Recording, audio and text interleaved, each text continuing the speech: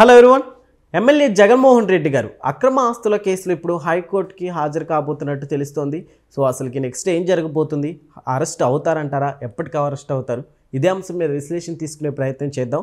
ప్రస్తుతం మనతో జర్నలిస్ట్ దుర్గా వడ్లమణి గారు ఉన్నారు. ఇంటర్వ్యూలోకి వెళ్ళిపోదాం. Hello madam. హలో మా. జగన్మోహన్ రెడ్డి గారు నెక్స్ట్ అరెస్ట్ అవుతారంటారా మేడం ఈ కేసులో? మొత్తానికి వస్తాను అన్నట్టుగా చెప్పినట్టు తెలుస్తోంది.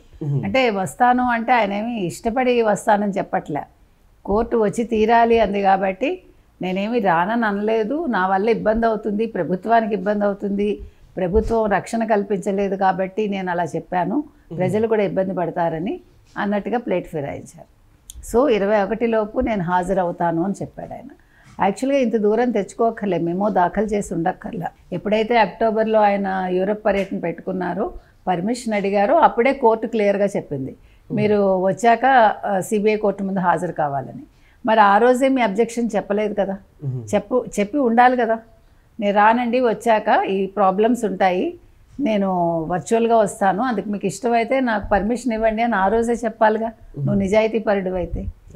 వచ్చాక అసలు ఆ ప్రస్తావన తేకుండా ఇంకా తప్పనిసరి పరిస్థితుల్లో ఒక మెమో దాఖలు చేశాడు. అయితే లక్కీగా అంటే అందరూ ఏమనుకున్నారంటే ఈయన పర్వాలేదు మీరు వర్చువల్గా రండి అని సిబిఐ చెప్తుందేమో అని ఎదురు చూశారు. అంటే అతని ఇన్ఫ్లుయెన్స్ అంత ఉంటుందని. కానీ ఈసారి సిబిఐ కరెక్ట్గానే చేసింది, కోర్టులు కూడా సరిగ్గానే తీర్పు ఇచ్చాయని ప్రజలు అనుకుంటున్నారు. అందుకనే ఏం చెప్పారు, వచ్చి తీరాలి 21 లోపు అన్నారు. యాక్చువల్గా అయితే ఎల్లుండలోపు ఆయన హాజరు కావాలి కాబట్టి ఇప్పుడు 21 లోపు అన్నారు కాబట్టి వస్తారు మొత్తానికి. అయితే ఇది ఒక రకంగా సిబిఐ విజయంగా మనం చెప్పాలి. ఆ రోజు సిబిఐ ఓడిపోయింది ఎక్కడ, వివేకానంద రెడ్డి హత్య తర్వాత అవినాష్ రెడ్డిని అరెస్ట్ చేయడంలో. ఇవాళ మాత్రం అందుకు భిన్నంగా జరిగింది.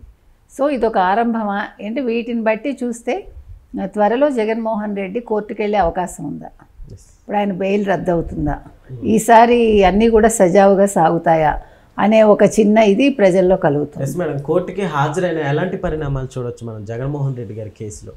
ఇప్పుడు 2 విషయాలండి. కోర్టు ఇక్కడ ఇంకొక మాట చెప్పు ఉండాల్సిందేమో, మనకు తెలీదు.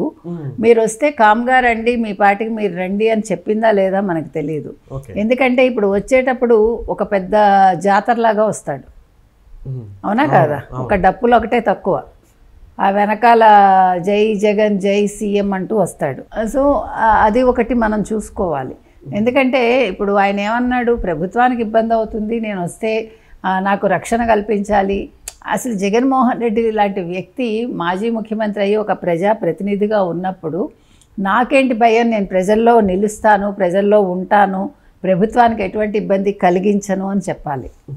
ఎందుకంటే నాకు అదేం సమస్య కాదు, ప్రజలు నాకు కొత్త కాదు, ప్రజలు నన్ను ఏమీ చెయ్యరు, నాకేం పెద్ద కాన్వాయ్ అక్కర్లేదు, నేను సింపుల్గా వస్తాను అని చెప్పకుండా నా వల్ల ఇంత అంటే ఈ ప్రభుత్వానికి చేత కాదు కంట్రోల్ చేయడం అన్నట్టుగా ఇండైరెక్ట్గా చెప్పాడు. రెండోది ఏమన్నాడు, నా వల్ల ప్రజలు ఇబ్బంది పడతారు అని చెప్పాడు. మరి నువ్వు ఇన్నిసార్లు, ఓసారి ఏమో మిర్చియాడికి వెళ్ళావు, ఓసారి బనగానపల్లికి వెళ్ళావు, ఇంకోసారి అతను ఎవరినో పరామర్శ అని చెప్పి వెళ్ళి నీ కారు కింద నీ కార్యకర్తే పడితే చచ్చిపోయాడు కూడా అతను, అతన్ని పక్కకి ఈడ్ చేసి వెళ్ళిపోయావు. ఇలా ఒక 4-5 సార్లు చేశాడు కదా ఆయన, మామూలుగా కాదు అసలు పరిస్థితి. మరి అప్పుడెందుకు నీకు అనిపించలేదు, అయ్యో నేను వెళ్తే ప్రజలు ఇబ్బంది పడతారని? మొన్న కూడా నువ్వు వెళ్ళావు కదా 2 చోట్లకి, ఇదేంటి రైతు పరామర్శ అని చెప్పి, ఏది మొంతా తుఫాన్ అంతా వచ్చి అయిపోయాక నువ్వు వెళ్ళావు. మరి అప్పుడు ప్రజలు ఇబ్బంది పడ్డారుగా, మరి ఆ రోజు ఎందుకు ఆలోచించలే? ఇవాళ నువ్వు కోర్టుకు వెళ్లాల్సి వచ్చేసరికి నీకు ప్రభుత్వము ప్రజలు గుర్తుకొచ్చారు. నీకు ఇష్టమై నువ్వు యలహంక నుంచి వచ్చి నువ్వు వెళ్ళిపోతే మాత్రం తప్పులేదు, ప్రజలు ఎంత ఇబ్బంది పడ్డా పర్వాలేదు. పొద్దున్న నుంచి సాయంకాలం వరకు నువ్వు ఒక పెద్ద జాతర చేసుకుంటూ వెళ్ళిపోతావు, ప్రజల్ని ఇబ్బంది పెడతావు, ట్రాఫిక్ పాటించవు, ఒక పక్క నుంచి వెళ్ళవు, నీ ఇష్టానికి నీ కార్యకర్తలు ఉంటారు. ఆ కార్యకర్తలు ఎవరు? సగం మంది గంజాయి బ్యాచ్, సగం మంది గుండాలు ఉంటారు. కాబట్టి ఇవాళ అతను సిబిఐ కోర్టు ముందు వస్తాను అంటే ప్రభుత్వం కొంచెం అలర్ట్గా ఉండాలి. ఎందుకంటే మామూలుగా రాడు, మామూలుగా గొడవలు సృష్టించడు. ఇప్పుడు ఎవరెవరు ఏ రకంగా వీరంగం వేస్తారు, మా జగన్మోహన్ రెడ్డిని మీరు కోర్టుకు రమ్మండం ఏంటి అని ఏదైనా కావాలని ఎవరి చేతనైనా ఏమైనా చేయిస్తాడా? ఎందుకంటే మీరు జగన్ని తక్కువ అంచనా వేయకూడదు ఎప్పుడు. ఎందుకంటే తన మనసులో ఉన్నదాన్ని వేరే వాళ్ళ చేత చేయించడం అనేది జగన్మోహన్ రెడ్డి ప్రత్యేకత. కాబట్టి జగన్ ఏ రకంగా చేస్తాడో మనకు తెలియదండి, వేచి చూడాలి. ఏది ఏమైనా ఇవాళ జగన్మోహన్ రెడ్డి కోర్టుకు వస్తాననడం ఒక పెద్ద విషయం. అయితే రేపొద్దున ఏం జరుగుతుంది, 21లోపు ఎప్పుడు అటెండ్ అవుతాడు, ఎందుకంటే ఇప్పుడు మళ్ళీ సండే వస్తుంది, సాటర్డే వస్తుంది, మరి ఎప్పుడెప్పుడు ఎలా వెళ్తాడు, 20 ఏమో అమావాస్య ఉంది, మరి వీళ్ళకి అమావాస్య సెంటిమెంట్స్ ఉండవు, మరి ఏ రోజు అటెండ్ అవుతాడో మనం వేసి చూడాలి. ఎస్ మేడం, జగన్మోహన్ రెడ్డి గారి ఈ అక్రమ కేసుల ఇష్యూలో అరెస్ట్ అనేది చూడొచ్చు అంటారా నెక్స్ట్ అసలు? ఖచ్చితంగా జరుగుతుందండి. అయితే నేనేమంటానంటే 27 ఆయన మళ్ళా పాదయాత్ర చేస్తాడు, ప్రజల్లోకి వెళ్తాడు, ప్రజా సంకల్ప యాత్ర ఏదో చెప్పారు వాళ్ళు. సో అది కనుక జరిగితే దాని ముందే అరెస్ట్ జరగాలి. ఎందుకంటే జగన్మోహన్ రెడ్డి అరెస్ట్ అయితే ఒక 10 ఏళ్ళు బయటికి రాకూడదు, 10-15 ఏళ్ళు ఆయన చేసిన తప్పులకి. అంతే తప్ప ఇలా వెళ్ళాడా 2 నెలల్లో వెనక్కి వచ్చేసాడా, నేను ఒకవేళ అరెస్ట్ అయితే నేను ముఖ్యమంత్రిని అయిపోతాననే సెంటిమెంట్తో ఉన్నాడు, అవన్నీ కాదు. బయట సింపతి కూడా ఏమైనా పెరగచ్చు అంటారు? లాస్ట్ టైం పెరిగినప్పుడు మనం చూసాం కదా. అది అంటే నిజంగా చెప్పాలంటే చంద్రబాబు నాయుడు గారు దృష్టి పెట్టకపోవటం, ఎవడు గెస్ చేయాల. అది ఒక సింపతి గెయిన్ చేసుకోవటానికి జగన్మోహన్ రెడ్డి ఇండివిజువాలిటీ అక్కడ ఏం లేదు.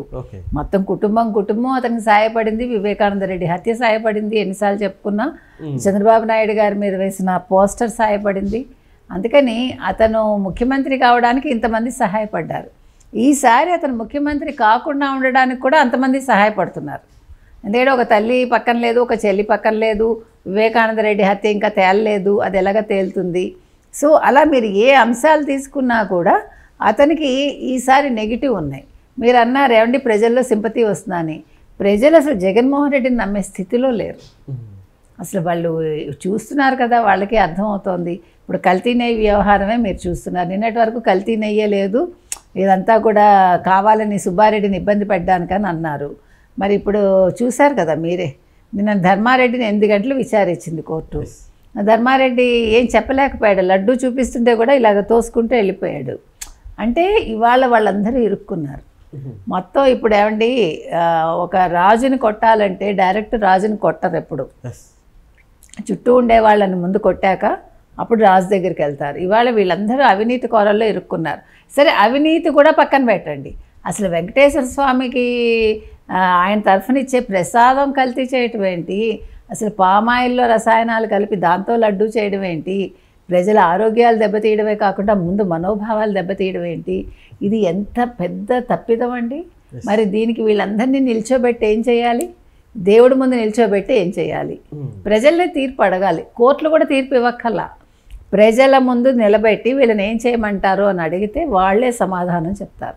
కాబట్టి ఇన్ని తప్పులు చేసిన జగన్మోహన్ రెడ్డిని ఈ సిబిఐ కోర్టు అరెస్ట్ చేయడం అనేది పెద్ద విషయం కాదు, చెయ్యాలి. చేస్తే మాత్రం ఆయన కనీసం ఒక పుష్కర కాలం బయటికి రాకూడదు. Okay madam, thank you.